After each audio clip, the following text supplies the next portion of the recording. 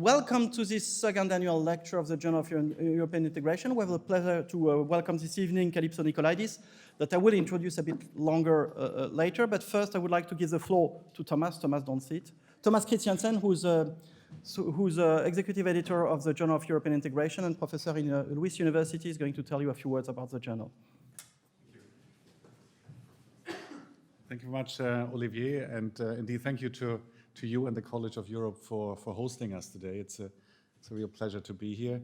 We have an eminent speaker. I don't want to take too much time away from that, but just to say it's a real pleasure for me to be here. Also personally, I was professor here for almost 10 years until 2009, I think, and have hardly been back since. I really missed Bruges the last few years, and it's a real pleasure to be here. Thank you all for coming.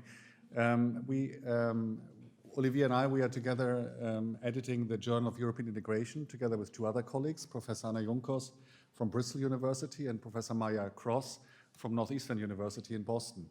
And as a team, we decided a couple of years ago to start what we hope will be a nice tradition, which is to have every year a so-called annual lecture of the Journal of European Integration, to which we invite a senior colleague to speak about something that is close to their heart and that also matters for us as a community, to put up such a lecture in a special place. We did it last year when Nathalie Tocci, the director of the Istituto Affari Internazionali in Rome, gave a lecture in Brussels at the EU-IA conference then, where she talked about the process of advising Federica Mogherini in the drafting of the European Global Strategy. And that was a fantastic event, and we thought we are off to a good start. And that's what brings us here to Bruges now, because we thought it is nice not only to be at a conference with lots of other professors, as it were, but it's also important that what we do with the journal, what we publish in the journal, to also bring to the students who are usually the main readers of our journal. We thought in a year like this, there is no more important topic for Europe than Brexit. And if that is our topic, there's no better speaker than Kalypso NICOLAIDIS. So we are really pleased to have that here. Let me just say maybe one more word about our journal, which we think is among the leading journals on European integration. Not the leading, let's be honest about that, but Olivier and myself and my colleagues are really hoping to keep improving the quality of what we produce, keep increasing the readership and what matters to us and the publishers, citations and impact factors and so on. And we've done that over the last 10 years now that I've been in charge of the journal. We have just with this year increased the number of issues to 8 per year. We have several special issues per year, but we also have more and more regular issues. When I say issues, I mean the kind of copy of the journal that you sometimes hold in your hand when you're in the library. But we're also aware that fewer and fewer readers and students end up in libraries these days. So perhaps more important for me also to say that everything we publish is published online, is available online first, which means as soon as it is accepted, it is also available online. And I'm quite sure that the college has a subscription also to the e-journal. So I would suggest that you all, follow what the journal publishes, because apart from the very extraordinary event today, there's very regularly important contributions in the field.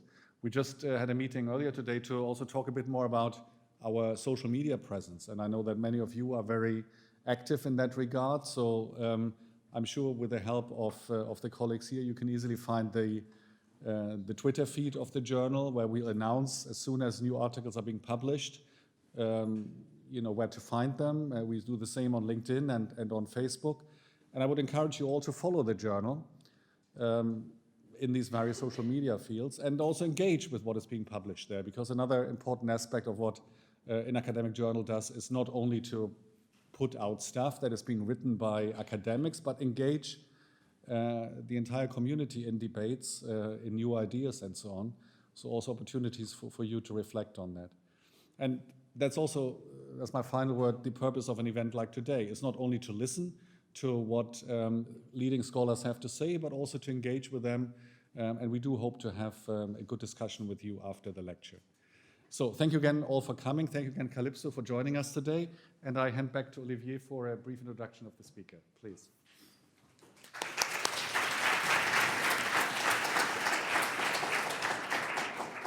So usually I don't need a paper to present a friend, but Kalypso has such a long CV that I needed some points on a paper. So as you know, she's Professor of International Relations at Oxford University, teaching European integration, but also international relation, negotiation, research methods, and so on. She has been studying in quite some places, in Paris, in La Sorbonne, and in Sciences Po, and then in the Kennedy School of Government, and then she ended up with a PhD in political economy at Harvard University. She has taught also in quite a number of places, Harvard, Vienna, the College of Europe, I don't know when and where, Sciences Po Paris, and NYU. And she has also been conducting quite a large number of research projects. What is also quite original in the CV of Kalypso is the fact that she has been involved quite a lot in policy. She has been a member of the European Council of Foreign Relations, or she is still. She has been advisor to the Greek government, especially on behalf of the presidency, rotating presidency of the EU, the same for the Dutch presidency. She has been part of several group of experts. She has been part in a group of experts among the Convention on the Future of Europe, and she has advised all sorts of institutions. And as a scholar, she has been publishing on a wide number of topics, EU and EU issues, and EU paper linked with policies and institutions and the question of democracy and EU external relation, more technical aspects of trade and things like that, and economy. And more recently, the work of Kalypso has been very much noted for her concept of democracy and a reflection about the way to make the EU as a compound democracy still function. And today, I'm very pleased to welcome her for that very original book. I guess that it's even original in her own publication record, but I will leave you with a surprise, which is a book about the Brexit, but with a very specific view on the Brexit, which is the best way to circumvent the fact that events are changing every day, and it's not possible to say anything meaningful on the Brexit unless you step back a bit. Kalypso, the floor is yours, maybe for 40-45 minutes, and then we'll have questions and answers. Thank you.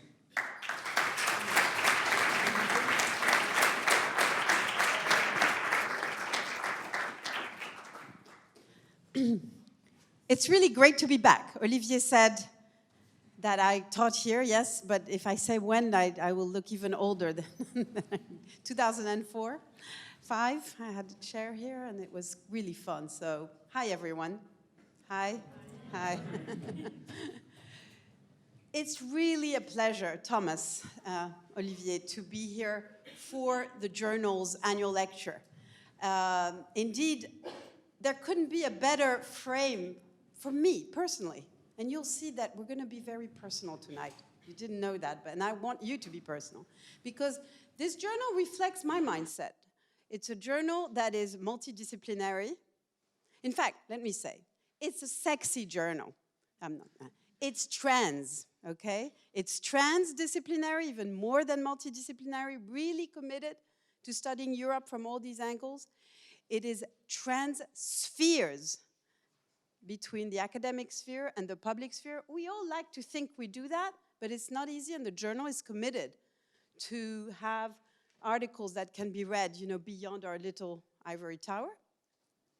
And I would say also, Thomas, that it's trans-country. I mean, starting with its editor who kind of has a perpetual life and lives in different places, and it's grounded in different places. It's not one of these journals that has been 30 years in the same place.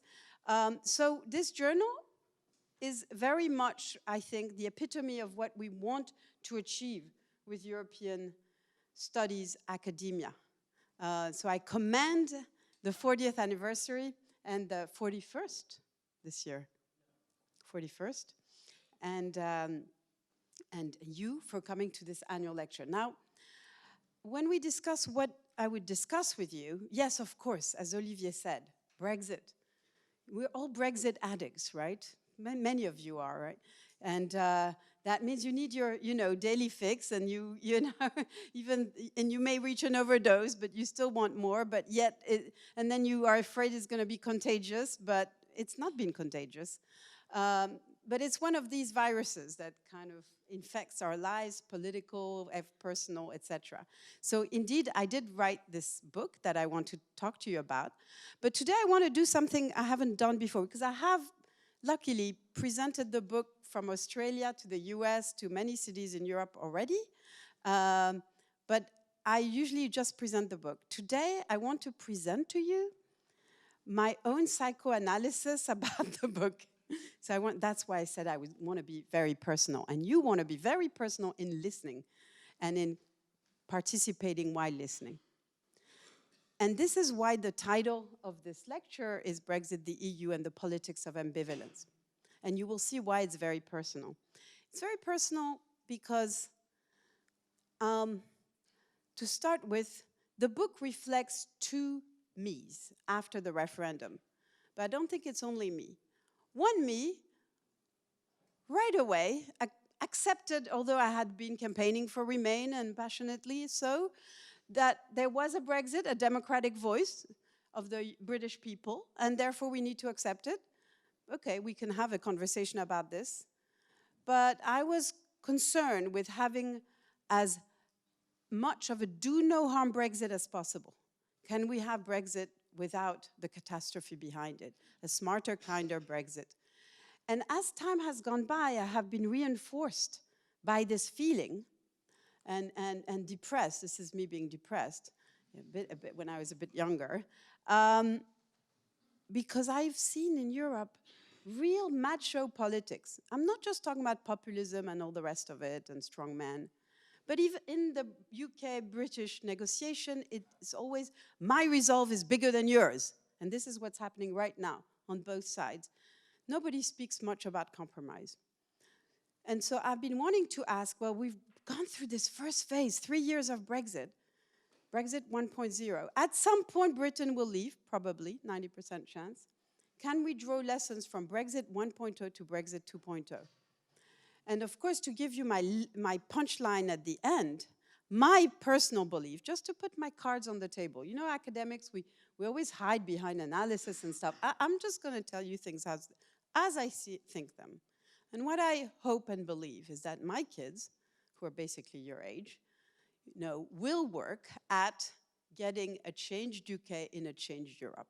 That might take 10 years, 20 years, but it will happen. I think that's my vision for the future. Now, the thing is, though, this is one me, but I am an ambivalent person. I am a bit schizophrenic. So this is another me. And this other me is not so militant, is not so sure of herself, is not so clear about her ideas. And this is why I call Rorty. Anyone has ever heard of this philosopher Rorty? No, he speaks about liberal ironist, and I am a liberal ironist. I believe that my vocabulary is not always sufficient, or it doesn't really help me with my beliefs and my desire to speak about my doubts, about what is going on, my strange, complex feelings. Perhaps we're all liberal ironists. Perhaps there's going to be populist ironists. Perhaps we can all become ironists and doubt our own vocabulary and ideas. But that's where I am. And indeed, part of my adventure in this whole story is that to reflect this ambivalence, well, last week I became British. Although I had been, so as you see, this is confession time.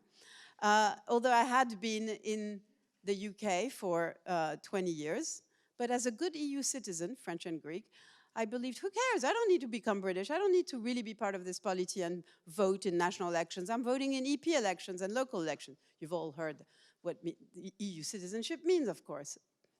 And Brexit makes you think about the value of citizenship, how much you anchor yourself in a country or not, if you're Europeans. Maybe there is a problem sometimes with the fact that as EU citizens, we go and live elsewhere and we don't own the citizenship duties that we should have in a country.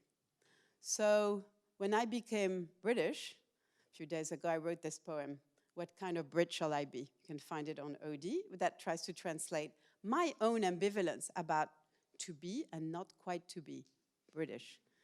And I imagine that many of you in this room, how many of you have more than one nationality? Yeah, about a third. There you go. So, and maybe others who have only one wish they would have a second. Anybody who has one wishes they would have a second? That's pretty cool. Scientific polling here. We're all hybrid people, aren't we? And what a luxury and what a beautiful thing to be able to be anchored in many different identities. Do you remember Anthony Appiah, the Harvard philosopher who talked about rooted cosmopolitanism? So this is how I describe myself, as a rooted cosmopolitan, rooted in villages and places around Europe, but a cosmopolitan nevertheless. So this is where I come from, but I'm already giving you a sense of what kind of Europe I dream of through my own personal story. And indeed, this is why I want to tell you, to echo what Olivier said, we're not going to speak about that, okay? If you want to come back in Q&A about what is happening now, I'm happy to do so. This very morning, I was at the Foreign Office brainstorming on these issues. But this is not what we're going to talk about tonight. What is going to happen tomorrow with Boris, however exciting it may be.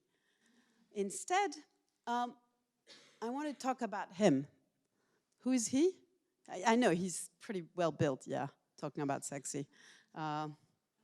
Yeah, Ulysses, right? Do you know where he is? You guys know this story? Anybody knows this story? Who knows the story? You nodded. What's your name? My name is Peter. Peter? Peter, yeah. What's the story there? Well, it's part of the Odyssey.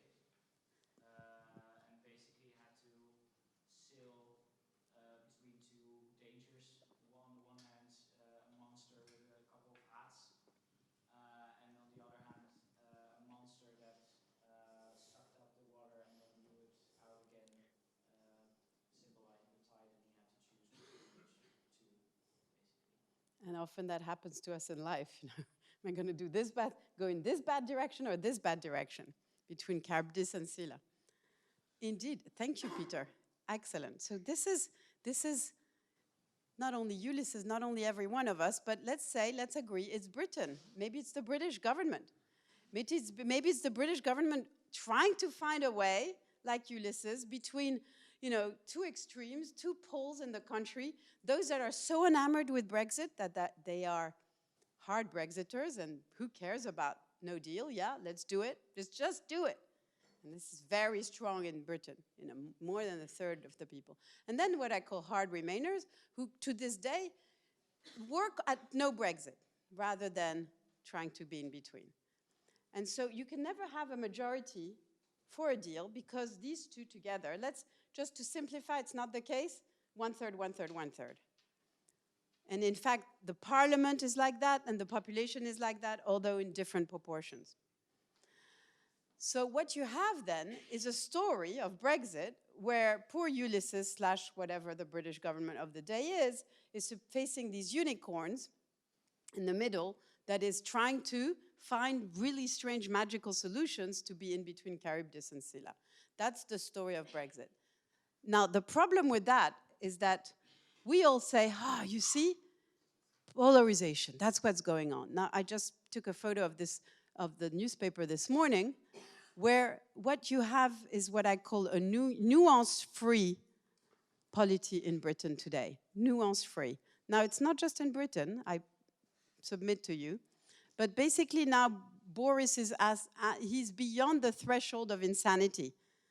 Now, whatever you think of the guy, he's not beyond the threshold of insanity. That's pretty strong language. And this is just one of 1,000 quotes that you read every day when you read on your smartphone, you know, what's going on. Insults between both sides, a country hugely polarized, and calling each other name. In the parliament, in the squares, in the streets. So we know, right? You study in your classes. How many of you have been studying polarization in Europe or in the world?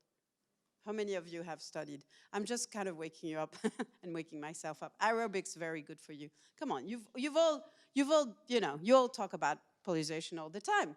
So we think that's the world we are in today.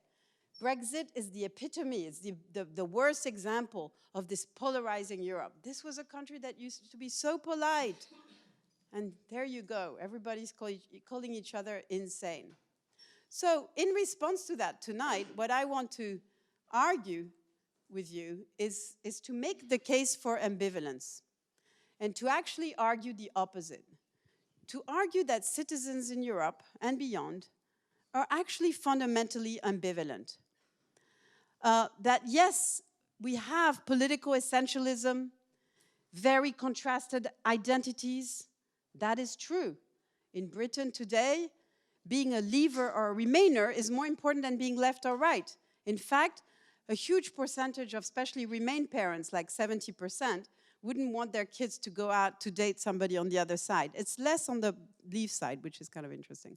So, you know, and of course you have lots of writings that you study here in the college on why social media does that and creates this polarization, because you have shitstorms and cyber mobbing and in the echo chambers and all of that. Okay, that may be the case, but if you actually understand how citizens think as individuals and then as groups, we need to come back to the fundamental ambivalence of all of us. Some people call this, and there's in sociology and psychology, intermittent salience. You know, you're talking with your friends, and one moment you're thinking about, you know, where you're going to go to the pub tonight, and the next moment you're thinking about your homework, etc. You know, you care about different things at different moments, and you have different intensities, and you're full of contradictions, and that's okay. There's nothing more boring than being consistent, and you're not in your life, right? So we all are big like that. We have mixed feelings. Mixed feelings. That is feelings. That doesn't mean we're indifferent.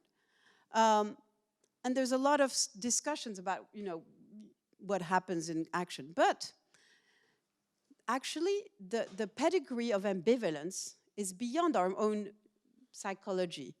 You know, in post-colonial studies, this is a term that is used, you know, the logic of ambivalence or the politics of ambivalence. As Chaudhry said, you know, post-colonial people are ambivalent. They hate and resist the colonial culture of the West, of their former metropole, but also they engage with it and they want to mimic it. They are ambivalent.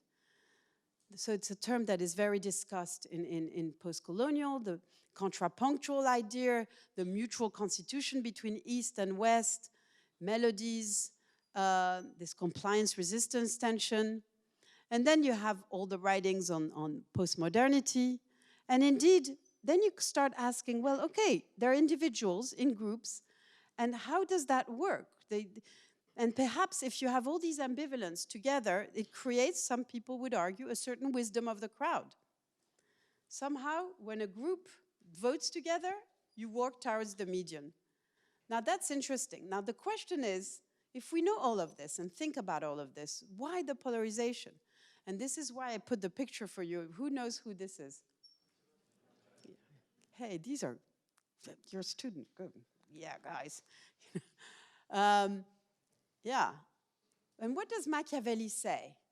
So, you know, Machiavelli kind of says, you know, it's politics that is a machine that transforms us from ambivalent individuals into polarization. There's a whole work that politics does to create conflict. And maybe conflict is good, agonistic, politics is fine, but when it becomes polarization and leads to civil war, it's bad.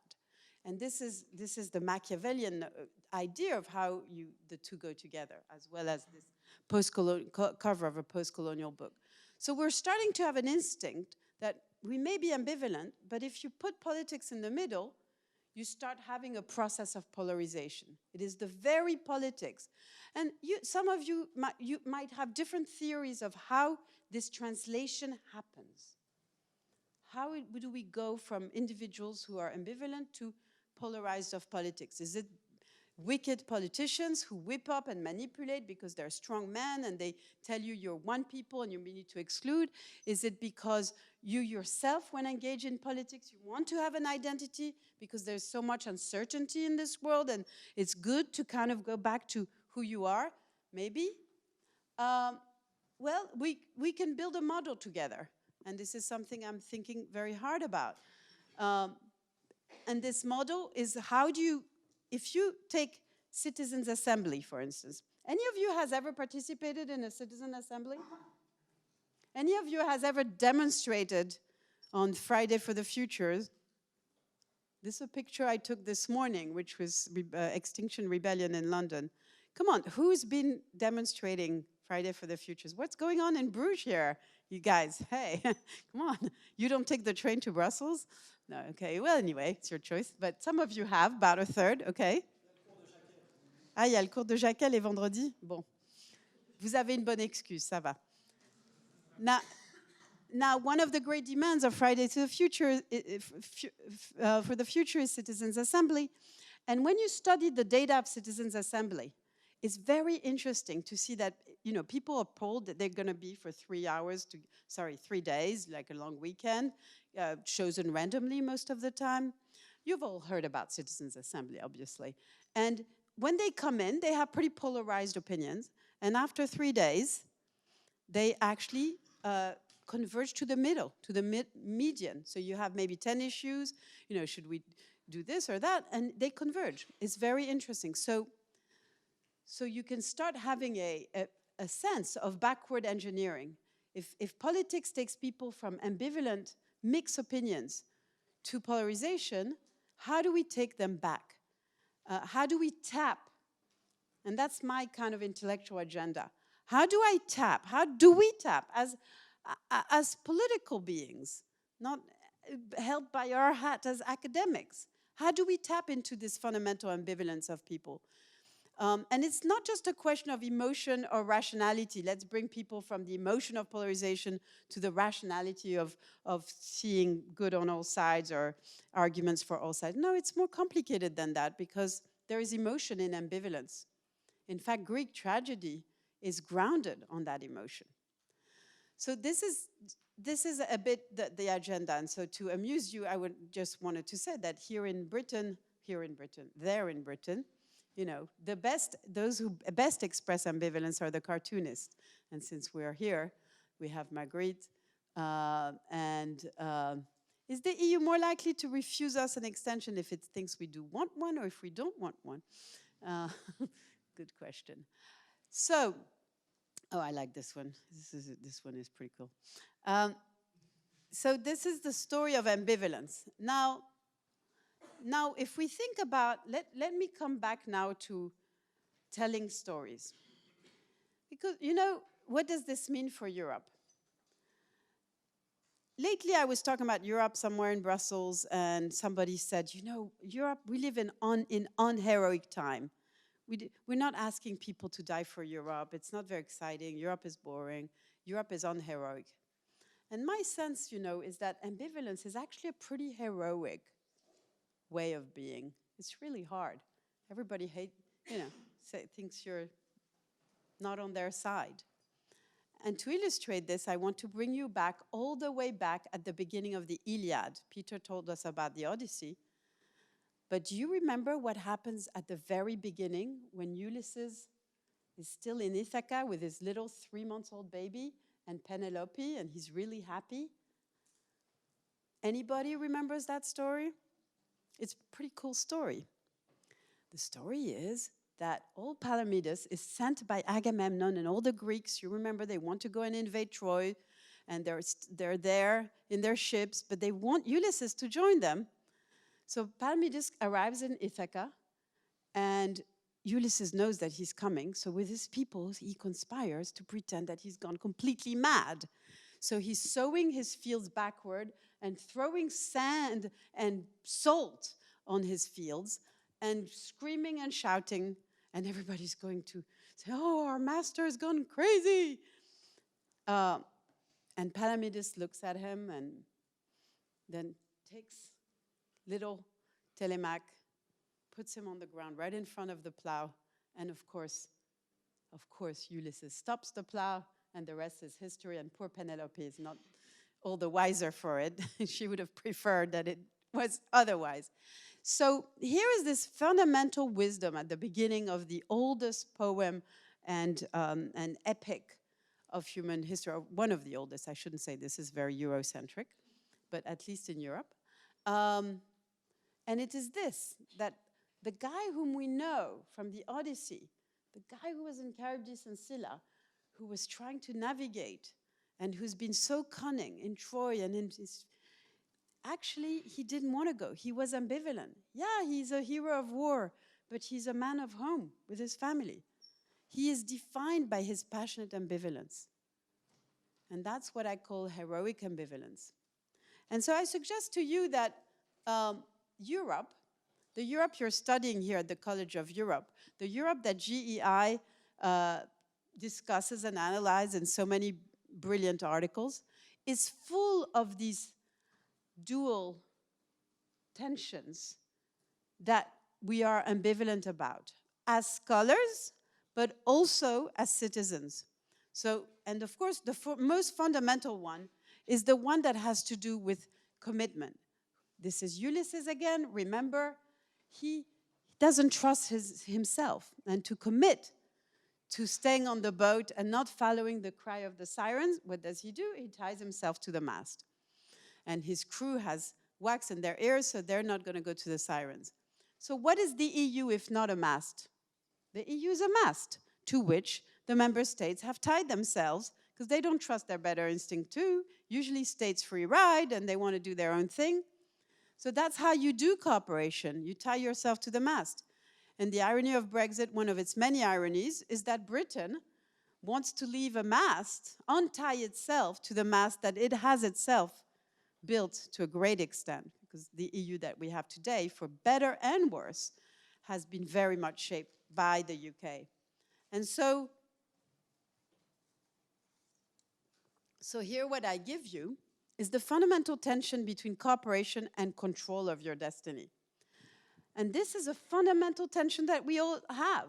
I have an adolescent daughter, and God knows she wants to control her life and slap her bedroom door in my face, you know. Taking back control, Mom. But she understands you need to come down for dinner and cooperate and set the table and help me, you know, make the vinaigrette and stuff, you know. And we're all like this. And citizens understand very much that, yeah, you need to do both in life. Politics forces them to choose. No, I really want to do everything with the EU and cooperate. Or no, I really, really want to take back control. But in reality, when you probe, it's the ambivalence. It's the ambivalence, stupid, I almost want to say. So, and ask yourselves. Let me just do a little poll. How many of you put yourself close to 100% either cooperation or control? Cooperation, how many of you think that's basically we can lose all our autonomy and sovereignty and, you know, or control? How many of you think full control? Okay, no, you're not playing my game, fine, okay. You're ambivalent. The whole room is ambivalent. Beware of statistics that give you 100%. Anyway, but you see the gist. Now, let me give you a few other examples. Consequences. You know, you look at Brexit, you look at a country leaving this EU of ours that's been so hard to build. There's so much investment in this public good. And so, yeah, we don't say we punish Britain, but, you know, shouldn't there be some sort of consequences? So I'm joking here, punish and perish. Because, of course, the more we treat Britain badly from Brussels' viewpoint, the worse it is for the EU itself. It's shooting yourself in the foot. So there is a real tension there. Again, ambivalence. In fact, in Brussels, people are very ambivalent about this. This is the Trojan horse, of course, that Ulysses built to get into Troy. And is it that Britain was the Trojan horse, or was it a great country and leader? And how much do we want to keep it close? All of this is about ambivalence. Another kind of ambivalence has to do with pragmatism. Should Europe be pragmatic around the world and just do what it takes, or messianic with a sense of mission, civilizing mission? This is a debate we had in this very room last year, a great conference on Europe's role in the world. Were some of you here last year for that conference? No. Turnover. And okay, so these are examples of, just so you see that here I'm giving you a set of ambivalent trade-offs about which we are ambivalent. And you may say, well, it's you as an academic, it's the analyst, etc. But we can translate all of these trade-offs in the way, in polls and in the way citizens feel about things. Normal people, you know. Okay, so you take all of this and the stories that I gave you, and I get now to my book to just confess to you that this book that I now want to spend the second part of the lecture telling you a bit more about, but I've already, in fact, said a lot about the book without presenting it as part of the book. Well, this book is in a way that I had to translate my ambivalence through a different kind of language and approach. So it's called Exodus, Reckoning, Sacrifice, 3 Meanings of Brexit. And it's been crowdfunded in part because the book is actually a call to arms, a call for having a civilized democratic conversation. So for me, crowdfunding was not only a way to show off in front of my kids and my students, like, hey, I'm cool, I can do crowdfunding, but also to just, the doing is the thing. It's to reflect my mindset. Which is why the book is super cheap, by the way, because it was crowdfunded. Plug. So in the book, I use myth and mythology, not myth as in history on testosterone. You know, there are all sorts of myths that are thrown at each other in the Brexit debate, or in all these novels that have been written about the little rebel UK against Brussels and all of that. And of course, a lot of stories about myth and capitalism. That's not what I do. What I do is go back to these ancient archetypal myths, like Ulysses that we talked about together. And why do I do this? Because myth, I believe, when we have such a polarized society, can constitute a shared language that will give us access to our ambivalence.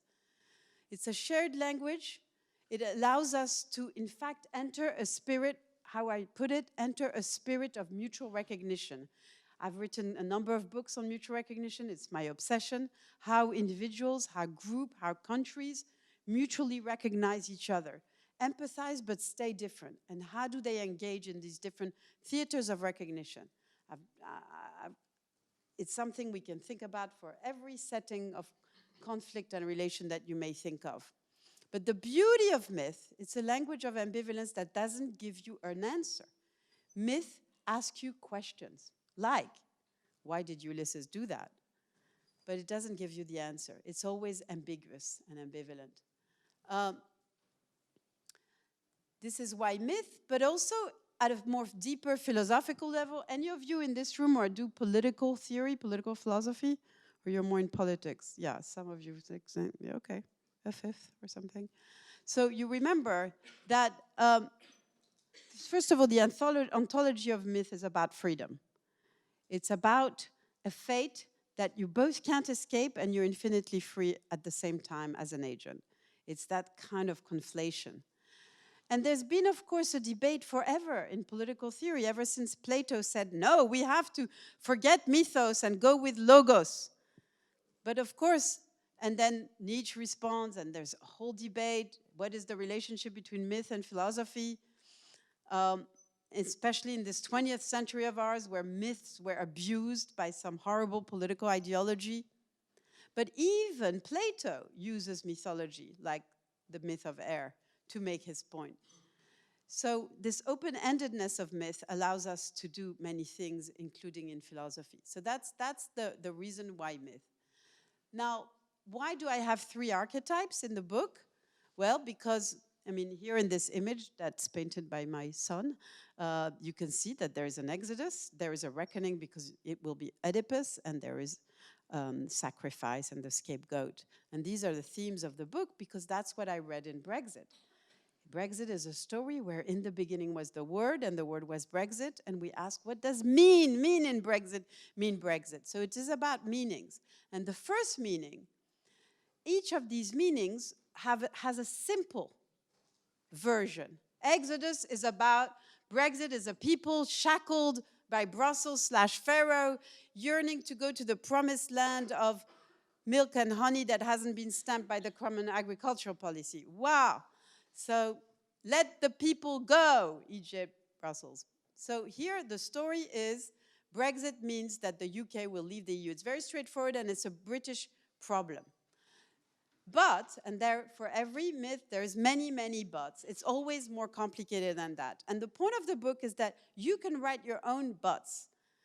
That sounds a bit weird. So I give you some buts, and of course, how many tribes? The Bible, I'm an atheist, but I think the Bible is fascinating. And in the Bible, there's a lot of chatter. And the Hebrews are very unhappy with Moses when he leaves Egypt. They were comfortable. Maybe they were slaves, but they were comfortable. And so, of course, that's what happens with Brexit, is this collective ambivalence is the chatter of any exodus. It's hard to leave. And of course, when they accuse him, Moses says, the Lord himself said, just stay calm. Funny the echoes that you find. So in Brexit, you have these different tribes which believe that a bond can be bondage or the ties that bind. Very different sense, but sometimes the same people think the same thing.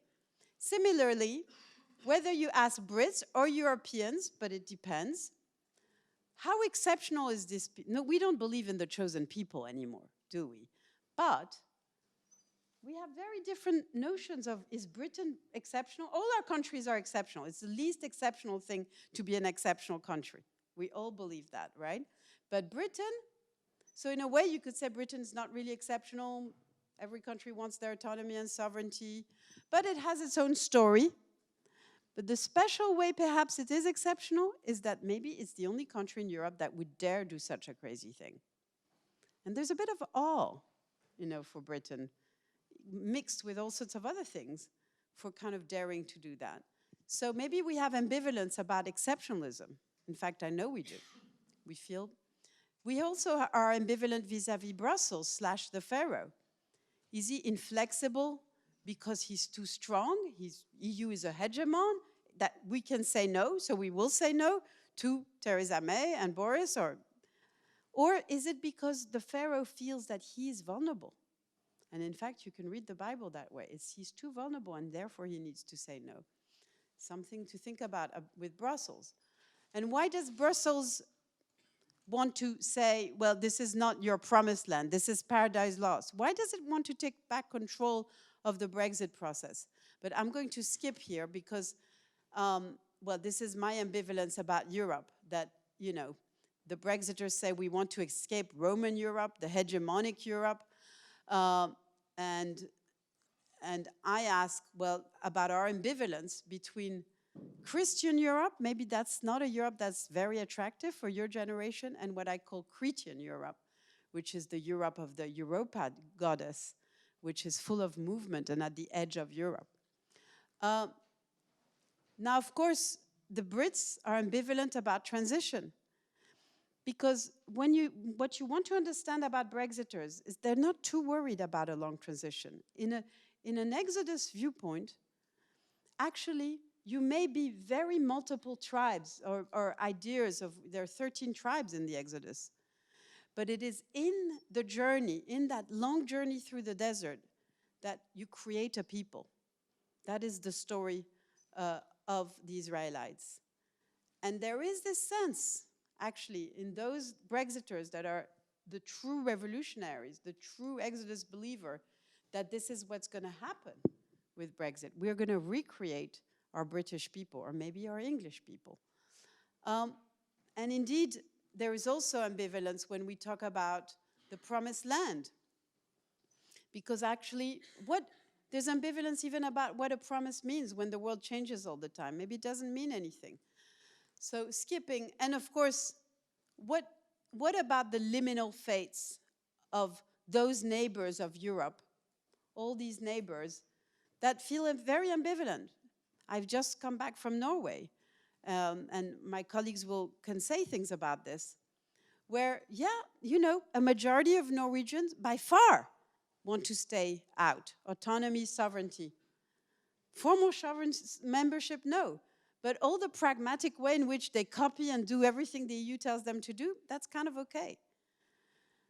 And so we can have a conversation about the ambivalence of being, of this liminal phase, being at the edge. Is it good? Is it bad? In what way? And this is a lot about what the Brexit debate is. How can we be in the orbit of this huge monster that is the EU, kind of benign monster, trade with it and yet be separate from it, right? And part of the story here has to do with what it means to be the first animal in the international system ever, never existed before, and it's called a former EU member state. Never existed before. How do we invent this new status? Well, one thing that's not ambiguous is that. That is that the Brexiters, they want the sea to open at this stage, 31st of October, and for the EU red tape to drown in the Irish Sea. That's what they want. That's not ambiguous.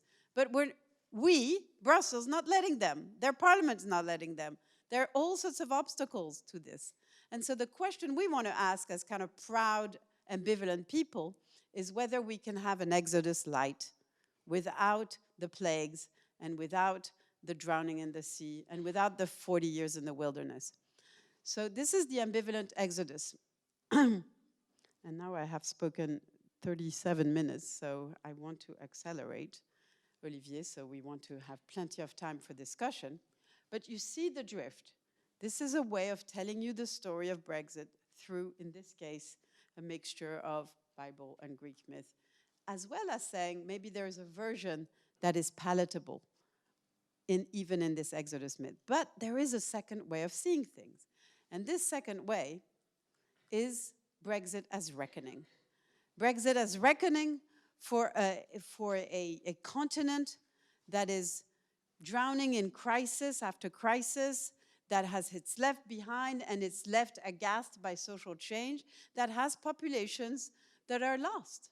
And Brexit is just, Britain is the canary in the mine. Brexit is about reckoning for all of us. Britain, the EU, it means everyone should leave. That's a certain reading. That's the reading that scared so many Europeans after the vote.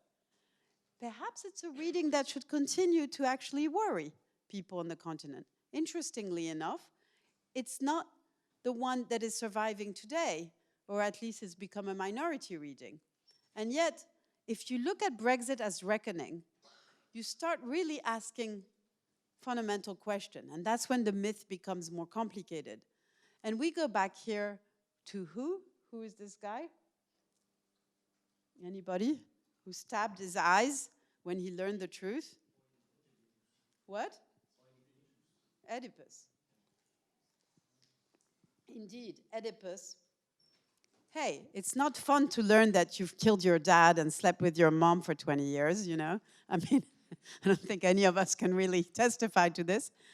But the question is, if he stabbed his eyes to see the truth, the terrible truth that were hidden from him, what truth are there really? And it's the whole story of Oedipus, when you go back and read it, it's unclear what truth, who was really guilty, and wasn't it going back in time? I can tell you in Q&A what was the various versions of the time. But if you look at Oedipus and many of these myths, partly reckoning is the price you pay for not facing terrible truth, difficult conversations. Who's going to stab our eyes to see the truth of the problems that is facing Europe, the West, capitalism, all of these things? And these are serious questions that lead you to ask, well, who's going to make the judgment anyway? Stories of reckoning are always about who will be saved, who will be blamed, and who decides. But then I want to skip faster. Now, of course, I want to open this parenthesis because when I was campaigning for Remain in Britain, with my Greek last name, I was always asked about reckoning. Hey, you're Greek, you know, look at what the EU did to Greece. Look at this, the suicide rate in Greece has multiplied by 3. Look at what's happened to your country, minus 25% GDP. It's not just numbers, it's individual fates. And I had a hard time as an EU defender defending this. And we can have a whole conversation again about who is to blame. But has Europe really gone through its reckoning for what happened in Greece and elsewhere? The lost generations, all the young, 500,000 Greeks, all the Spaniards. How many of you are from the south of Europe in this room? Okay, you guys know what I'm talking about. Brain drain, you're here in Bruges. Well, maybe you'll stay, maybe you won't. But it is fundamentally a question with which Europe needs to reckon, and a question of justice. And of course, it's another, I skipped this theory. And Brexit and our conversation has been full of these endism. Is it the end of something? Are we reckoning with Europe's role in the world, accelerating what I call the geopolitical sorting out on the global stage? Are we really thinking hard in Europe about what it means to undergo an, yes, decline, because sorry guys, it's gonna happen for most of you who are Europeans, some of you are not. The question is, can we do this elegantly, elegant decline for Europe? So this is part of reckoning. There's so much to say about reckoning. But reckoning is also, to a great extent, you know, what is the target of the people who say no? And it's not just in Britain. In Greece, they said no. In France, in 2005, they said no. The European peoples say no again and again and again to a certain Europe. And you could say with Brexit that it was a no, actually, to Brussels, yes, in favor of their sovereignty. So maybe it's a story of national sovereignty. But you can also say no, it's a story of popular sovereignty. It's a no to London. It's a no to Paris. It's a no to Madrid. It's a no to Berlin. The people in the provinces, less educated, etc., say no to their capitals, to their elites, who conspire to do things that they haven't acquiesced to. And we have to reckon with this in Europe. And that's what the message of Brexit is. So in the book, you will be amused. There is Socratic dialogues and plays. There is a chorus. All of this I convey through kind of Greek tragedy ways of writing. And of course, then there is the question of hubris. It's like my favorite moment here, because there's so many Greek heroes that are punished by the Olympians. You know, super leftist economists call Brussels and the elites in the world Olympians.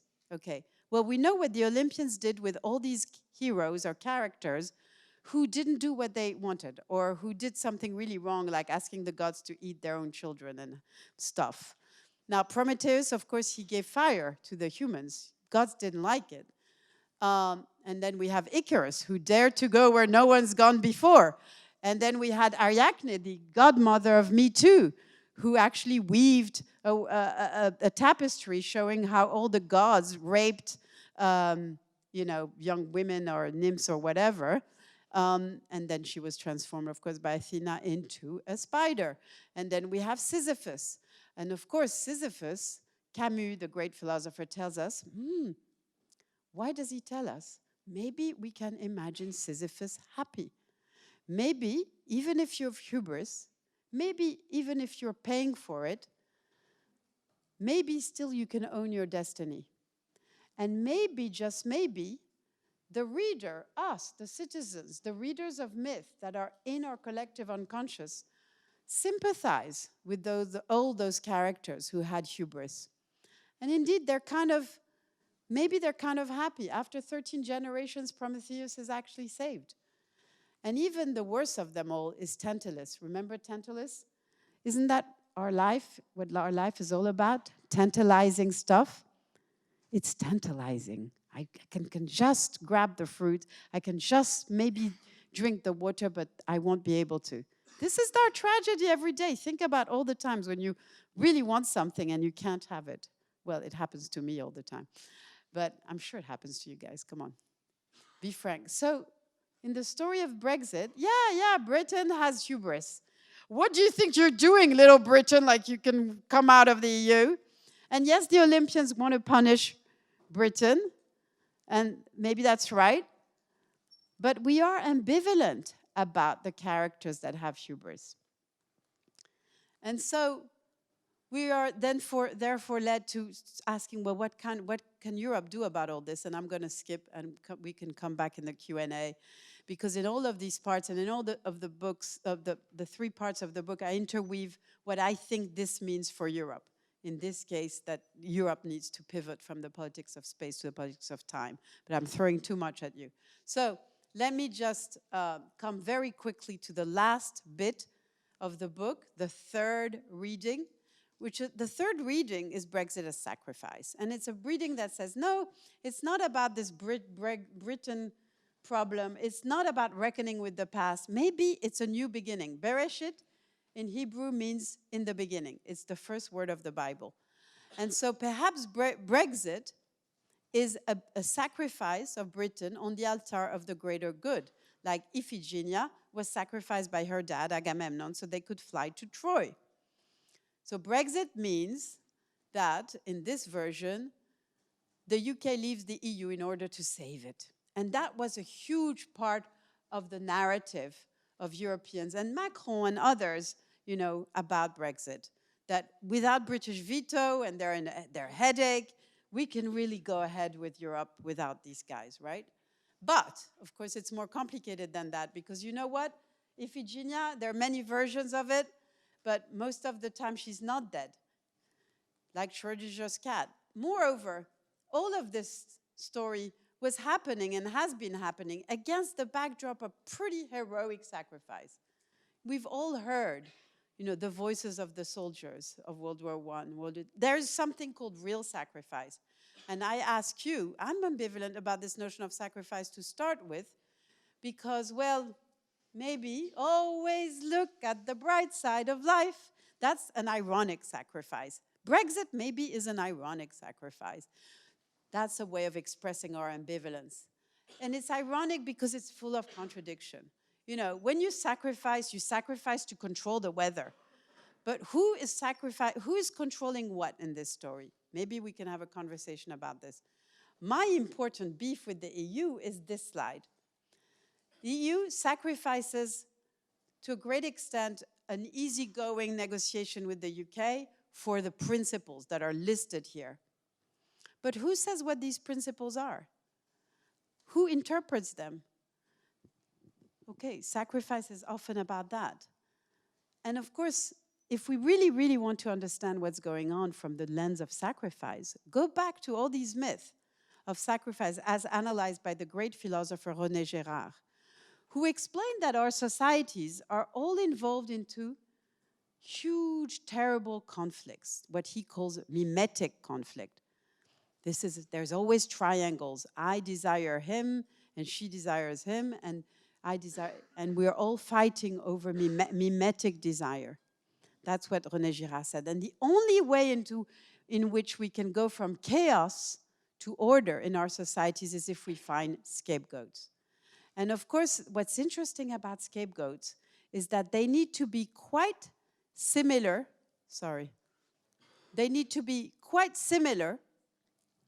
to us, but a bit different too. And if you understand what scapegoats are in society, you start seeing that Britain is kind of a perfect scapegoat for Europe today. And what is the most beautiful thing that a scapegoat does for a polity?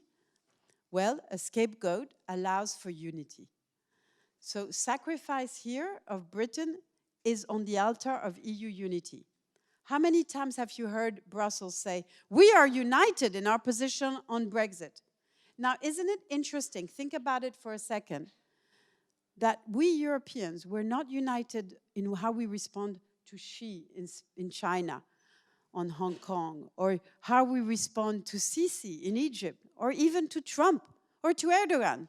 We don't agree on any of these issues in the world, but we agree on how to treat one of our existing member states and keep unity. And I have heard whispered in my ears, especially in Eastern Europe, a very interesting formula that I put up there, unity terror. There are people around Europe who are ambivalent about this unity. They feel that they're terrorized. They would want to a different position, you know, good or bad, however you want to judge them. So unity is something we feel very ambivalent about. It's the best of thing and the worst of thing. So this is the sacrifice reading. Of course, de Gaulle was very ambivalent about Britain. He said, you know, she's very attractive, but I want her to be naked. And I ask at the end of the book, can we really have a more self-reflexive relationship to sacrifice? And do we remember that sacrifice often serves as a way of having moral influence? Can the EU engage in a new kind of philosophy of exit interruptus, stop the exits by changing itself? I would skip the theory, and therefore make Brexit not a horrible negative precedent for what happens within, but maybe a positive precedent of how the EU can relate in a very multilateral, liberal way with the rest of the world. Maybe that's what it would mean to be ambitious with Brexit. And so I end with actually turning around what we mean by sacrifice, some of us, for Brexit. And that's my fundamental ambivalence, because I think Brexit can be, that's the silver lining, a demonstrative sacrifice. What does it demonstrate? It demonstrates that you can leave the EU, that the EU is not the US 1865, that we are in the EU by choice. It's a community of choice, and that's a beautiful thing. And, and there is the paradox that if Brexit means that you can leave it, therefore you shouldn't. That's the Brexit paradox, because it's not a prison. And it reflects my own personal ambivalence that in theory, as an EU theorist, I think it's a wonderful thing with my theory of democracy that you can demonstrate you can exit the EU. That is the very spirit and essence of the EU. But me, as a citizen of Europe and of Britain, I think it's a terrible thing that we have Brexit. So this is my own confession of my own personal ambivalence about this demonstrative sacrifice. So if you hear this story, then, well, you can imagine Britain as the scapegoat in the future, or you can maybe say, well, no, I would prefer it to be a kind of happy goat, making everyone else happy. But if you are even more ambivalent, you might, okay, have a wink-wink and say, well, it's okay if it doesn't quite know where it's going when it's jumping up and down. So with that image of ambivalence, I leave you to reflect, please, on your own ambivalence and to acknowledge your ambivalence. Don't hide it from yourself or from your friends or from your family, because with ambivalence, we are richer, we are happier, and at the end of the day, we become more thoughtful about the crazy, crazy world we live in. Thank you.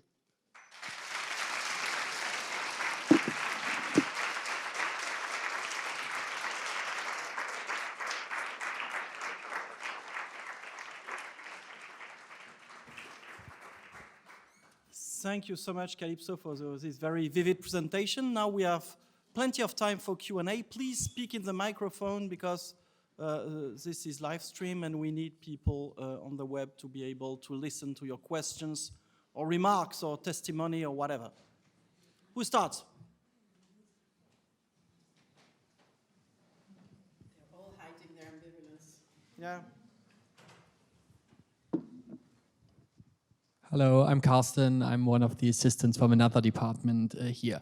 I have a question taking this broad historical perspective on Brexit, or just like you're making use of concepts, ancient concepts and stories and so on and so forth. I was wondering if we take really a step back and look at the, from this broad perspective on Brexit, if there's any ambivalence to it, because I would say taking the European history in its entirety, the Brexit can only be described as a success, because at any other point in European history, a decision of such a scale, of an entity so important, so big, so central to a political organization, would have led to an invasion, a war, a civil war at least. So there would have been any kind of escalation internationally nationally and so on and so forth. And except for taking the Irish border and the things we might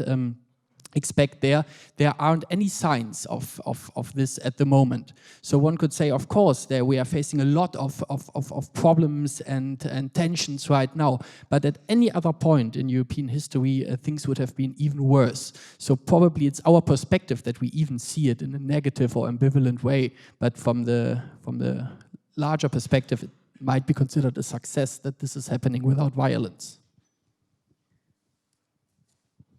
Thank you, Carsten. Kalypso? Where are you from, Carsten? Germany?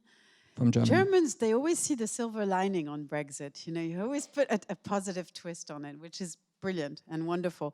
I love the way in which Merkel said a few months ago, you know, what is Europe? Europe is always, Europe as in the EU, not the old Europe. It's giving a second chance, and a third chance, and a fourth chance. And that's a beautiful thing. So what you're saying, Carsten, is very, very important, right? That in Europe, we sit around tables, and we discuss, and we agree, or we agree to disagree, which we often do in Europe. But it's this negotiation culture. And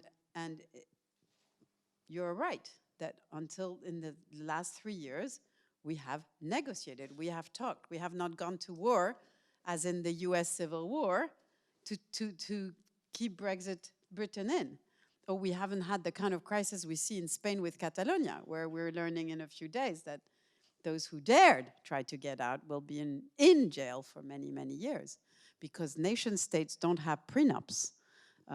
They just don't foresee this. Whereas Europe, in its great wisdom, had an Article 50, although it came very late. I participated in the drafting of that article during the European Convention in 2002-03. But in our great wisdom in the EU, we even have an article that tells us how to do it. How civilized is that? That's what you're saying, Carsten, and it's so important. And this is back to my demonstrative sacrifice. But then what I ask you is, do we live up to this picture? You know, all is relative. You're right. We're not going to war. This is not US 1865. But can you tell me, do you really think it's going that well? And don't we think it could, the counterfactual, that it could have been going better after 3 years? Do we really see a process of negotiation that is the kind of thing the EU should be about, which is to say we're all sitting on one side of a table and we're facing a wicked problem? That's what should be in my ideal world. Brussels and London would do that. It is a wicked problem. It's an impossible problem. We're trying to extract a country, which means by definition, the EU creates external borders. The EU is a machine for creating external borders. Ask Poland, Ukraine. When Poland got in, all the families and all the social fabrics at that border was broken or really shaken. That's what the EU does, and for good reasons, because we have an internal space, blah, blah, blah. We know why the EU does it, but it does it. And so we have a problem where with Brexit, we've got to create this external border at a place where there can be no border because there will be war and people will be killed, and that's the border inside Ireland. It's a wicked problem, and people will say, hey, the Brexiters should have thought about this beforehand, and when they campaigned in 2016, well, they didn't want to. And Europeans, at the same time, in Brussels, they never frame it that way. They say, you know, Brexiters are endangering the Good Friday Agreement, but they don't recognize that it's partly the responsibility of Brussels to think about how to think a border differently. Political imagination. And it's possible. It's not just technology.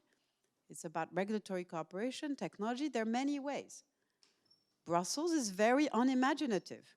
What it says right now is, well, the only way we can square that circle is if either the whole of the UK or Northern Ireland stay both in the single market and the customs union. That is the response, has been for 3 years and continues to be to this day, and you will see the council next week. And my point is that this is an EU that doesn't face the fact that, you know, these people want to leave at least the customs union for their own crazy reason that they want to have trade deals around the world. Okay, you can say this deluded. We can have a conversation about that. But that's what they want. Hey, what can we do? Now, if Europe and if Brussels and London were mature, they would sit and face that problem together, which they don't. So I'm with you, Karsten. Yes, it's a civilized process. We're not killing each other. But it's still macho politics. Thank you. Another question over there? I'll try to be shorter.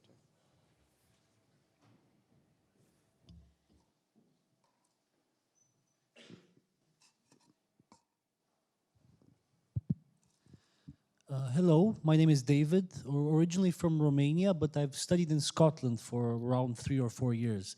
I'm quite curious to see what's your perspective on Scotland, and you mentioned Catalonia just there.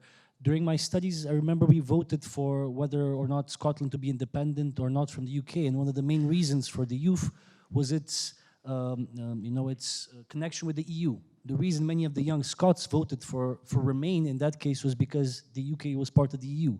What do you think would happen now in case UK does go out, Brexit happens finally, and Scotland has another chance to vote? What do you think will happen? I thought you'd be framing your question slightly differently because there's nothing harder to predict than the future. Isn't that true? And I hate, and especially now with Brexit, I'm so careful not to predict, except, late at night when I'm very drunk and I don't want to make predictions. Although I did predict Brexit, by the way. January 2016, I was watching TV, and they came up with taking back control, and I thought, God, we've lost. That's it. It was 6 months before. There's never been such a brilliant slogan. Scotland, the problem with the Brexiters is they just did not think about devolution. And that this was a story where 80% of the English population seeking its new kind of national identity was in the risk of imposing a settlement, imposing a constitutional revolution, Brexit, to the 3 other bits of the United Kingdom. They just didn't, it wasn't part of the conversation up to June 2016, and it took a long time. And of course, the worst of the Brexiters made noises about who cares what they think, Scotland's think, or Northern Ireland, or whatever. But little by little, the country has had to face that fact without going all the way to giving a veto power to any of those constituent entities, except by necessity to Northern Ireland in rather complicated ways. But for Scotland, your Scottish friends, my Scottish friend, the whole process has been hugely frustrating because they voted by 3% for Remain in Scotland? I forget the figure. Well, 72% of statistics are made up on the spot.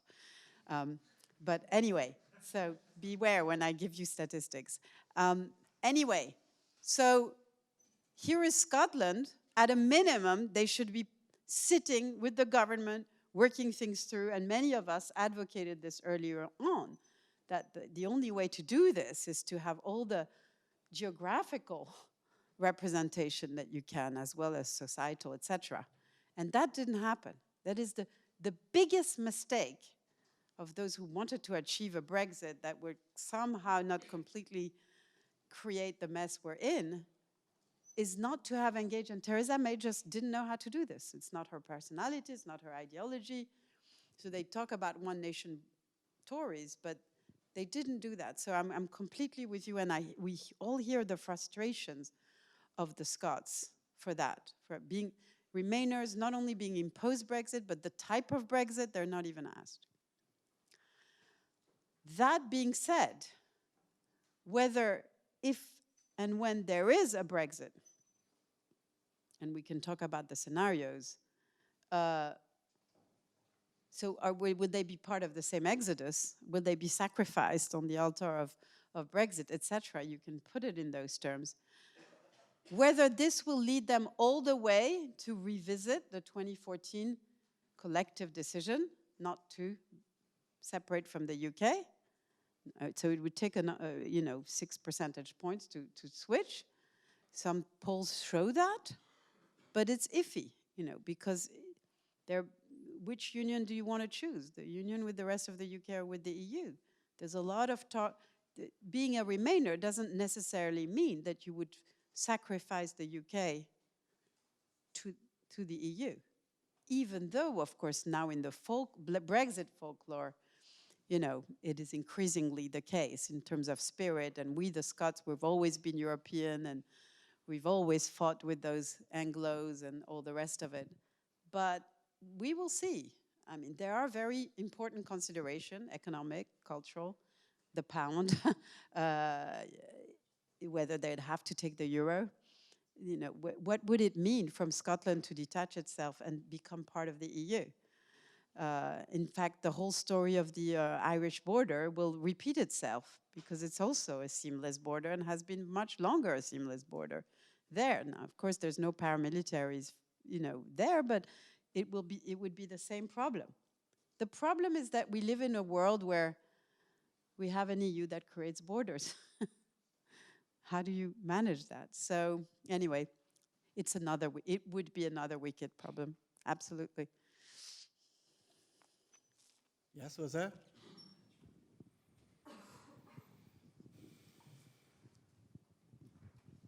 Maybe we can take 2 questions in a row, here and here. Sure. Okay. I'm going to try to frame this the shortest way possible then. So going to the politics of ambivalence that you mentioned, I think you interestingly hinted at the citizens' assemblies. And then I take from that you were kind of hinting at deliberation and kind of like personal acquaintance with the people that you're dealing with as a sort of means into the politics of ambivalence. And I also happen to be Catalan, and that is my experience, in fact, that you only manage to be ambivalent when you're actually confronting the other side, and instead when you're just in your own home, dashing on the other side of the story. What's your first name? Ignacio. Sorry. Ignacio, okay. It's much easier to be polarized when you're not really like being acquainted with the other side, right? And it happens in the Brexit debate as well. Like maybe people who have this double kind of side of having lived in the UK and the continent as well, or having acquaintances over there, are easily, I don't know, shepherded into this politics of ambivalence. What kind of institutional arrangement could you imagine in which this is eased out? Like this politics of ambivalence can enter more easily compared to what we have right now. I don't know if that's I too mean, much of a broad Ignacio, question. you know the Catalonia story well, and what do you think?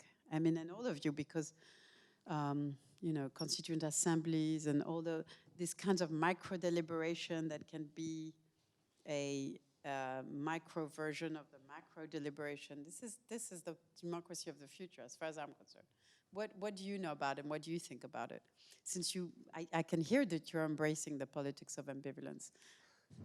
I would like to know how to embrace it properly. I mean, in the case of Catalonia, it has never been truly attempted, because I think the divergence between both sides was so, I don't know, deeply rooted in identity that one side just never participated in the whole process itself from the very beginning. It was very one-sided. Well, at least that's my experience of it. Yeah, and I would stop there.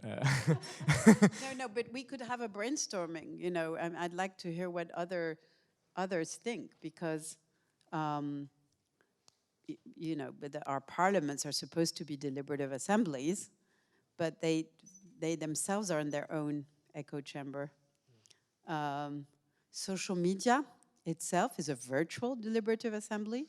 So many of us, I'm sure you too, spend a lot of time thinking about how can social media be a force for good? And I would say, therefore, a force for enhanced ambivalence rather than polarization. So how do you break this, the echo chambers? Some of us have been working even on apps in Oxford with the Oxford Internet Institute, and we're talking about all these different ways in which you create sites and apps that kind of almost force people to connect. But then you could have institutional recourse, like they did in Ireland. Remember anybody's Irish in this room? So you remember the abortion, and you had, maybe you can tell us about the deliberative assembly that happened.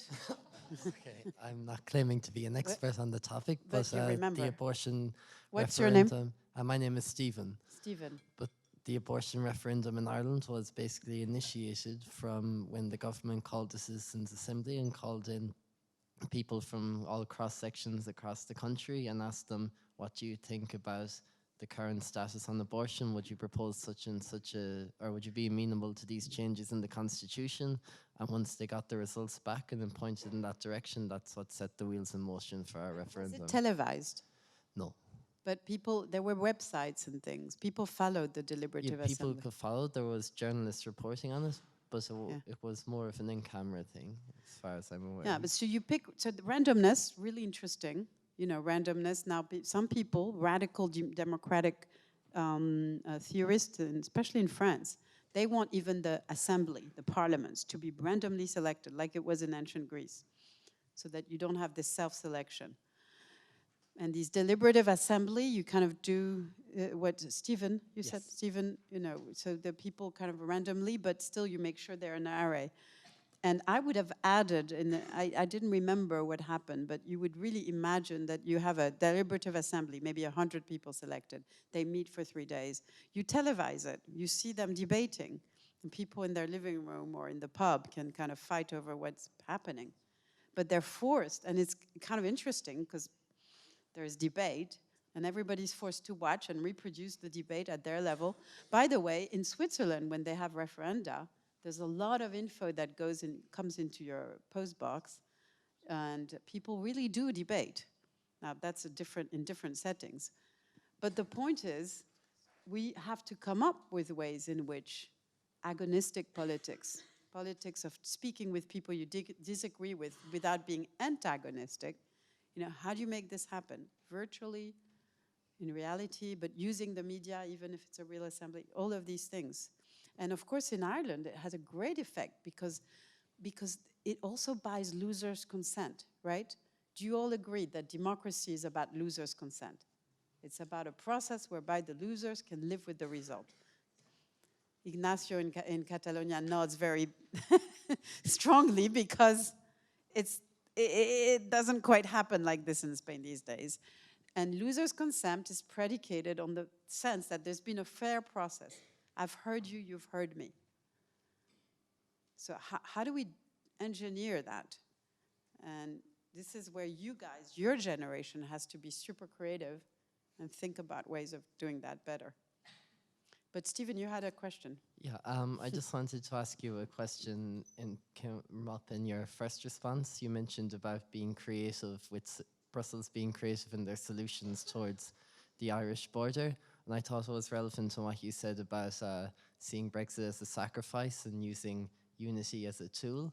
And I was not thinking that Brussels shouldn't be creative. Of course they should, but if you start opening up to other options, don't you, in a sense, undermine that unity if you are in danger of questioning the integrity of the principles that the EU stands for in itself? If you don't have a hard and concrete line, don't you risk losing that integrity around the principles and the 4 freedoms and the customs market, or even throwing one of your own member states under the bus?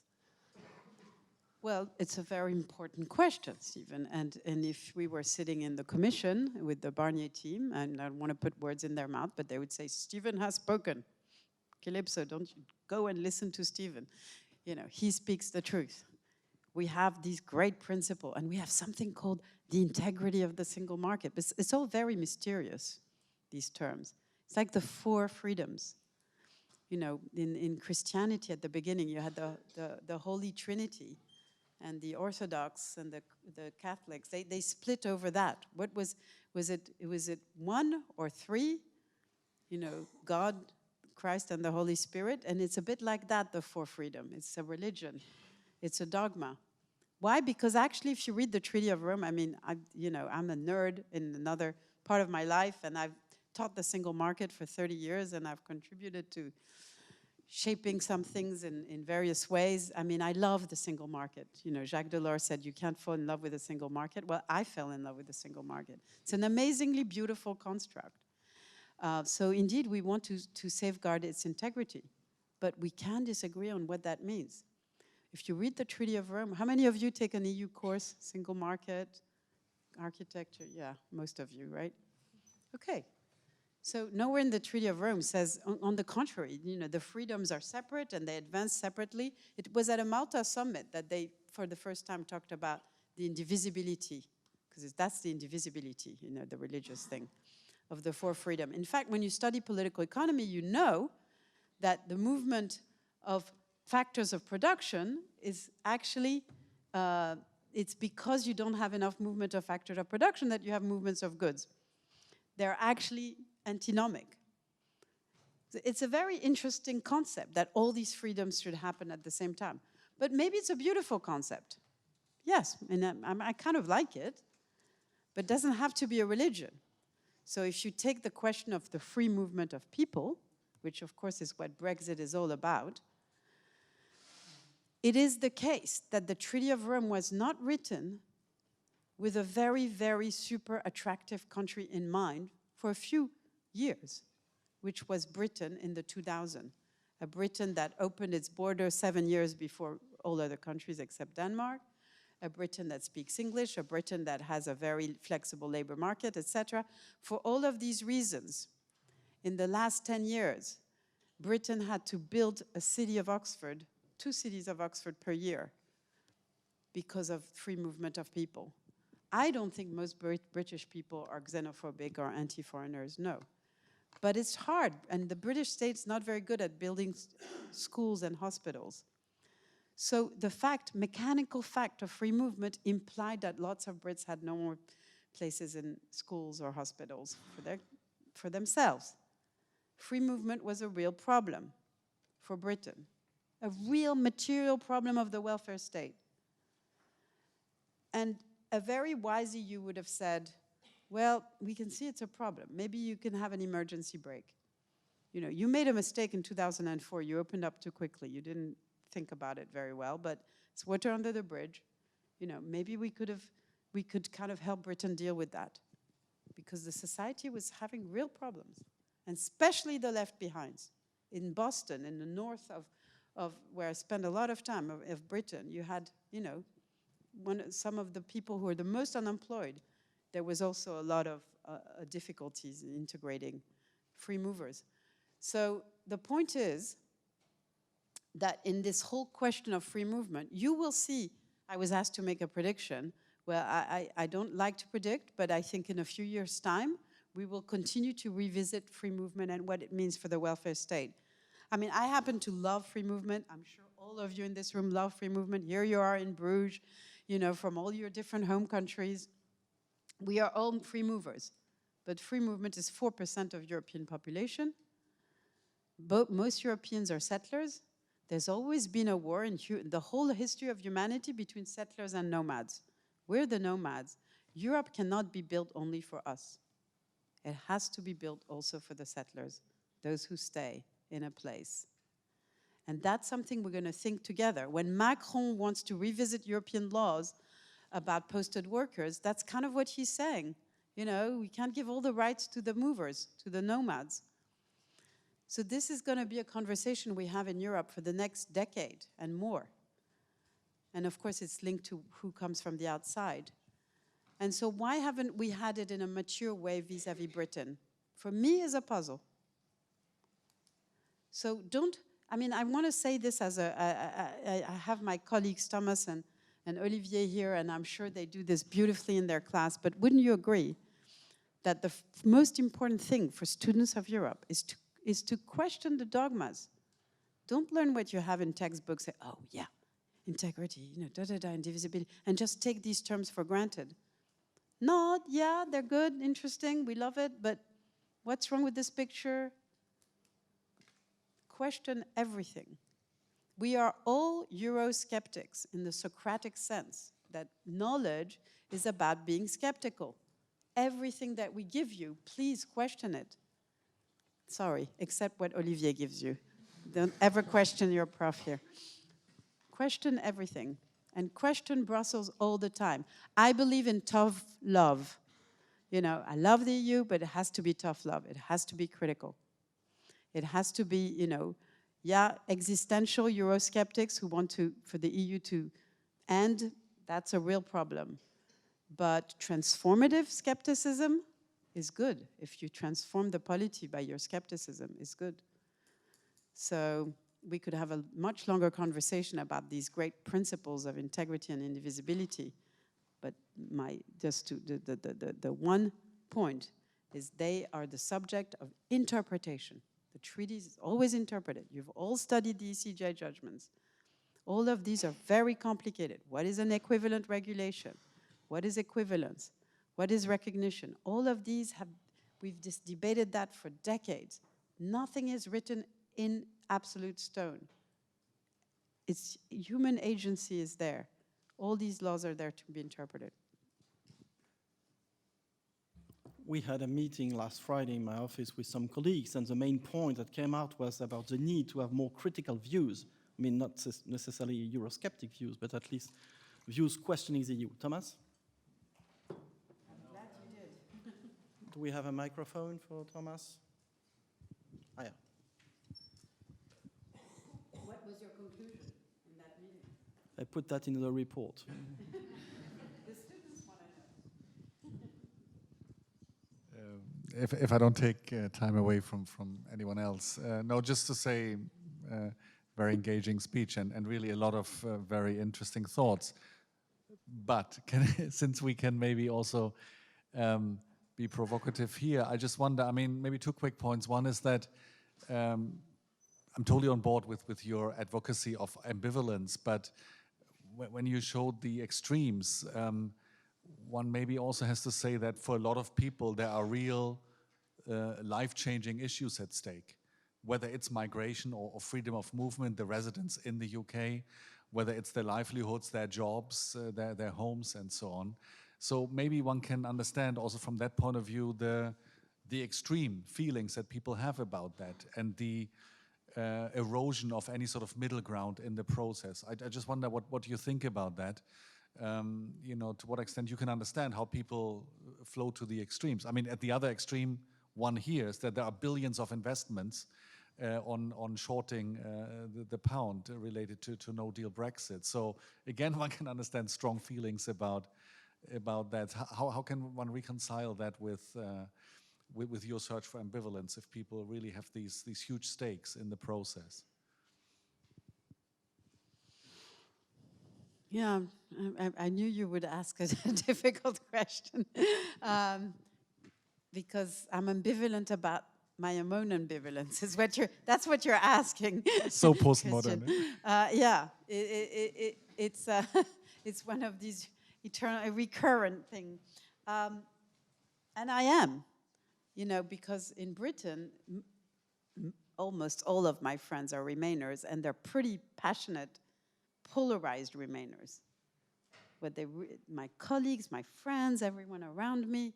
So my own ambivalence is problematic, and I kind of envy their passion. Everything has to be done for Remain. I mean, God knows I campaigned very passionately for Remain, so I was passionate then. And in fact, I campaigned on the theme that Britain please stay for Europe's sake, not just for Britain's sake, because I think it's such a wound for Europe. So in a way, I do feel very passionately about Brexit. I don't feel ambivalent as in wishy-washy, indifferent. I feel passionate that Brexit is a wrong thing for everyone. And no-deal Brexit is terrible. And what chagrins me is that there are people on the continent. Of course, there are people, the Brexiters. Brexit is a revolutionary movement. The Brexiters, they don't care. You know, il faut casser des œufs pour faire une omelette. You know, Brexiters, it's, you know, 40 years in the wilderness. I mean, they have the Exodus mentality to recreate the British people in this great adventure for global Britain. You know, we're going to have years in the wilderness. That's okay. It's worth the cost. Now, usually those who advocate that, they're not the poor workers, you know, those who are going to, as you say, that are going to lose their job in Britain, but they're also all those who are going to lose their job on the continent. And I have heard on the continent the same discourse. Yeah, we can contemplate no-deal Brexit. It's going to be bad for the French or for the Spaniards or for whatever, but it's worth it for Stephen, the integrity of the single market. Some abstract principle justifies, and these are people who earn salaries that are, you know, the 5%, 1%. So for them, it's fine. We can contemplate no-deal Brexit, don't make concessions because we're not the ones who are going to suffer. About that, I'm very passionate. Absolutely.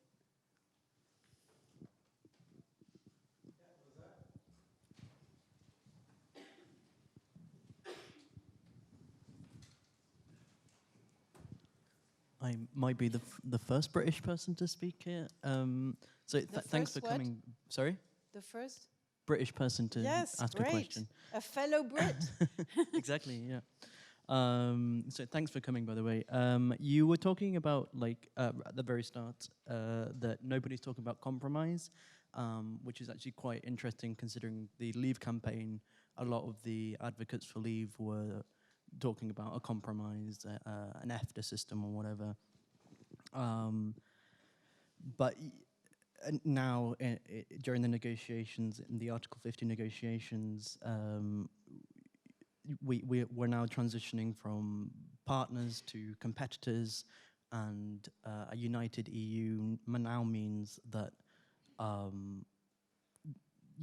we're hearing the EU together saying we're united against, we're united to defend the single market. But people who advocate that we finalize a deal before the end of the 31st of October, before the notification period, advocate that we need the negotiating leverage that is derived from being a member of the EU whilst negotiating exit.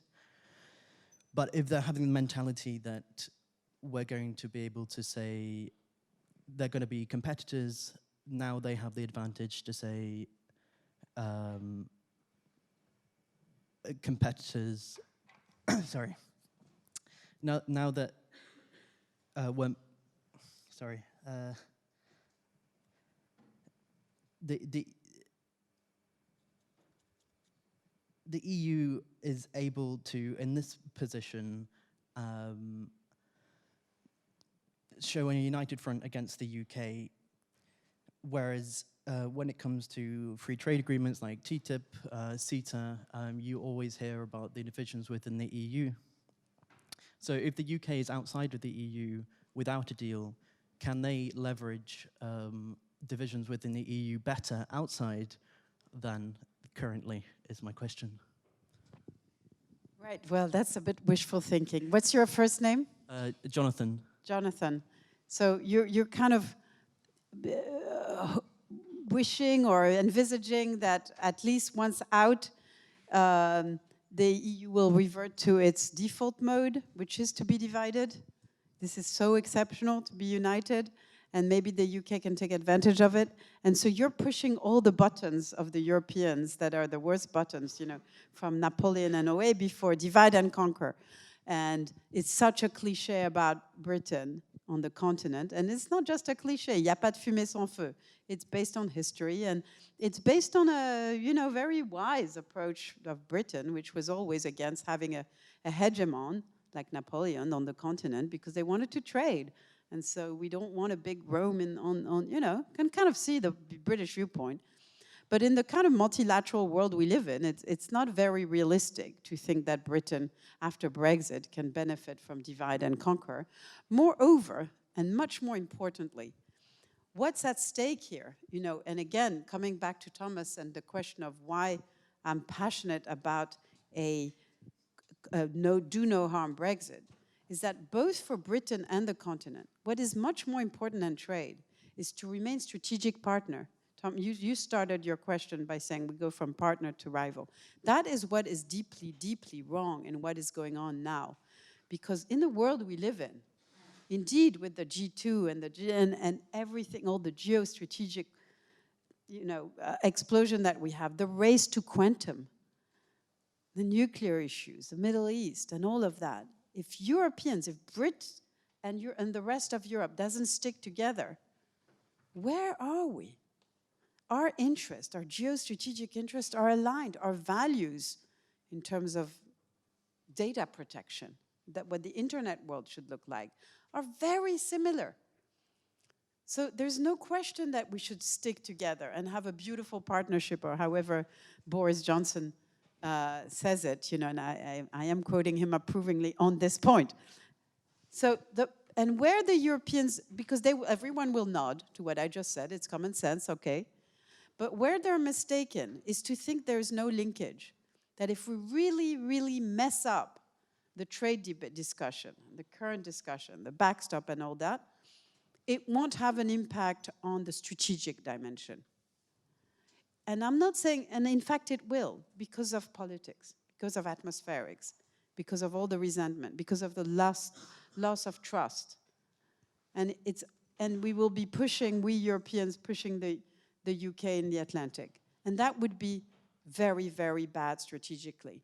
The linkage, you know, right from the beginning of Brexit, Theresa May made it very clear, we're not linking in a bargaining kind of way. We're not saying, hey, if you don't give us something on trade, we will take our support for, you know, troops or Chinooks that are transporting French troops to Mali, which is what's going on. The linkage has not been made. You don't hear Britain say, you know, we're going to do something bad on defense if you don't help us on trade. And that's wise. That's great. But don't think that that means there will not be a linkage. So the most important, and so the problem I would submit is, right, if the Europeans, if Brussels considers that it's okay to have a no deal, as well as Britain, because it takes two to tango, even for no deal, it is strategic myopia. We have to have strategic foresight. And that's for Europeans. As far as Brits are concerned, if they think that they can make up for a mess by divide and conquer, internally or externally, that's delusion too. There's a lot of delusion in the Brexit debate, I think. Thank you. Okay, last question. I'm so happy that finally a lady asked a question. I was feeling a bit bad about the warm male room. Hi, I'm Eloise Ryan. I'm in the poll department here, and my question is about the idea of a second referendum. What do you think? Would it be a good idea? Would it be a second chance? Does the UK need a second chance with the EU? What's your opinion about that? So will you be, Elodie or Melody? Eloise. Where are you from? France. Eloise. Okay, Eloise. What about you? What do you think?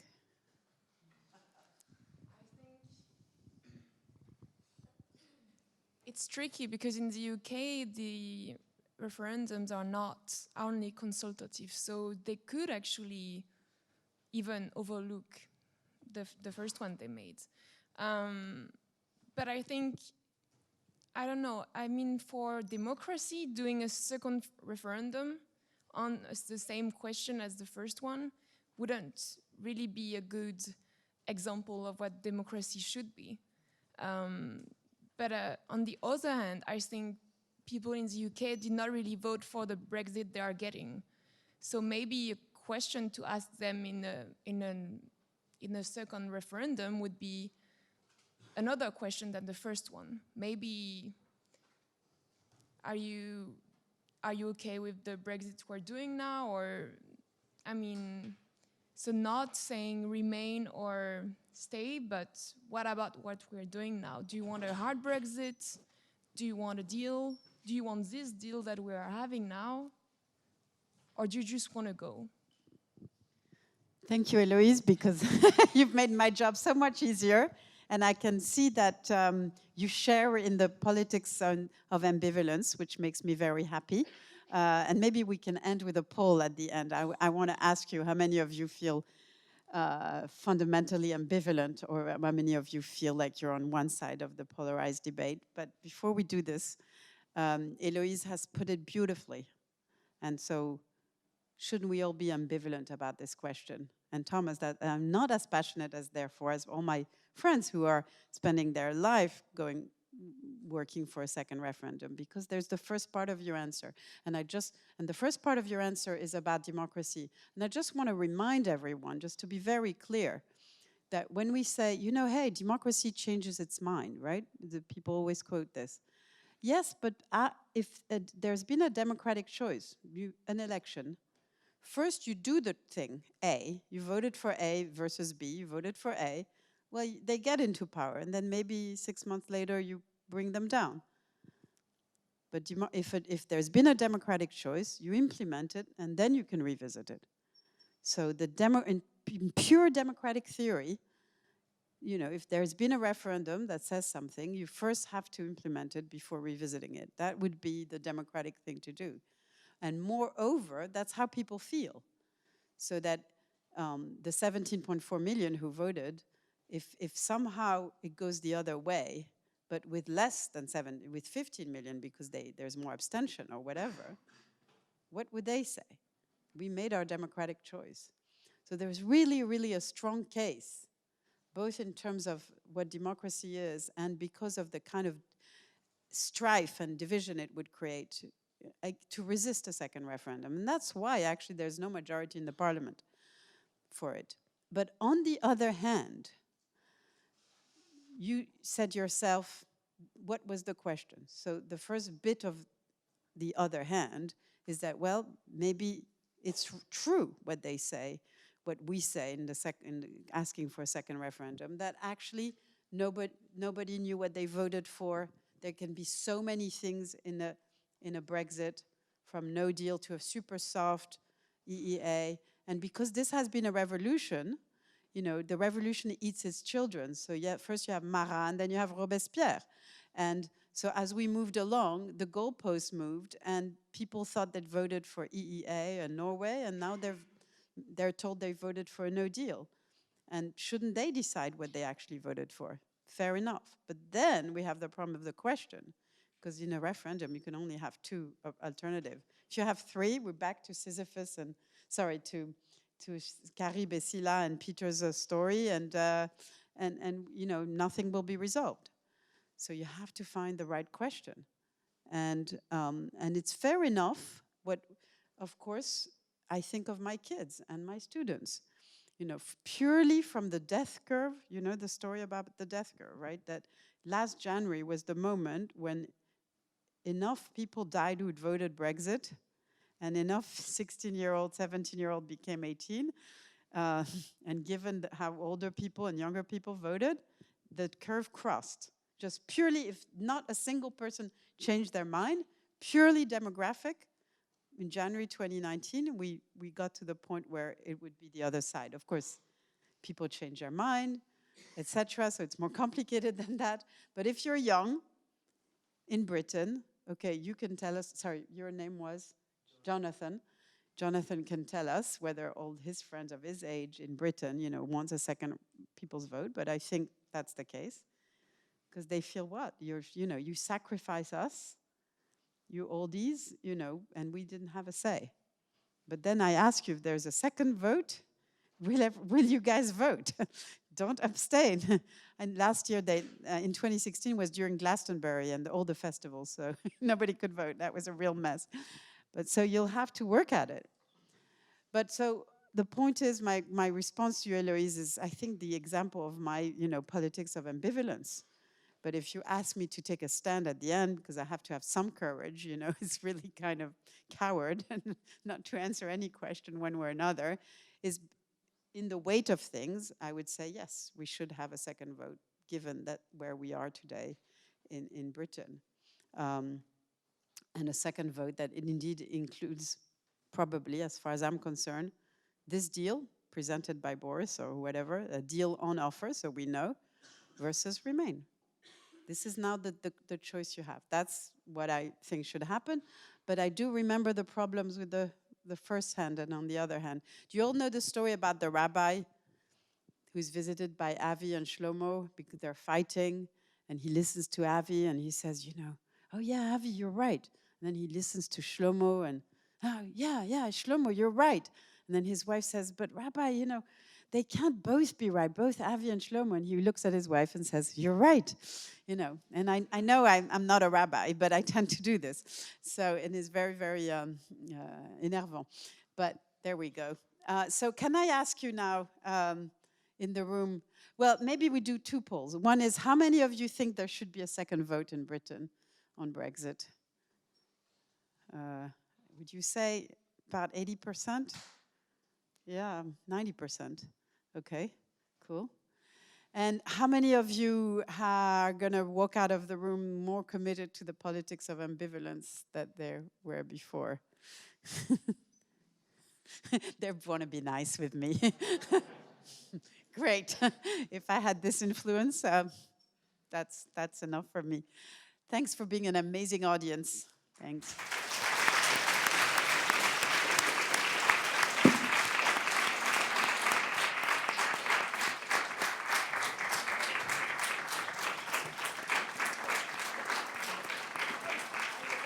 I will go. Thank you so much, Kalypso. I've just checked in my emails. I got the email asking me to participate in the fundraising that was exactly 2 years ago. That was the 16th of October 2017. Obviously, I paid. It was a pleasure. But that time, I thought it was very interesting to look at the Brexit through the eyes of mythology, because it seems to be a debate completely detached from reality. And I think that UK people always had a very detached vision on the EU, maybe of the Leviathan or the Minotaur or whatever. And but my point is, and my question is, how is it possible that you are still so right in using the myths?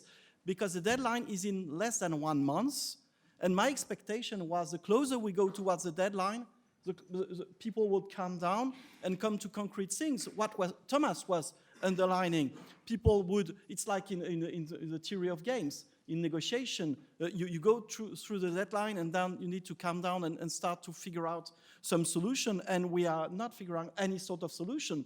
And the Brexit has a very strong pedagogical effect, but mainly only outside UK, for other countries, for extreme right parties in so many countries that are not willing anymore to do the Frexit or the Deutschix or whatever. And I'm very surprised looking now at what's happening in UK, government not talking at all about what is in the deal negotiated with Mr. Barnier. The parliament not talking at all about the deal negotiated with Mr. Barnier, and even the business people or the Lib Dem people not being capable to bring some elements of reason in the debate, and we're still totally in the methodology. So maybe you were totally right from the beginning. So I would like to thank you all the attendees for coming. Thank you, Thomas, for organizing that in the college. Thank you to the academic assistant and IT people for organizing a wonderful live stream. I already got emails from colleagues watching us, Martin Westlake and Sergio Fabrini and others. And so the book of Kalypso is here. The price is a sacrifice. I don't know how much it is. Author's discount, 10 euros. 10 euro. You have all the pictures of nude people in it, because this is about mythology. So feel free to come here, get your copy, get a signature by Kalypso, and let's meet down in the foyer for a very nice reception. Thank you again.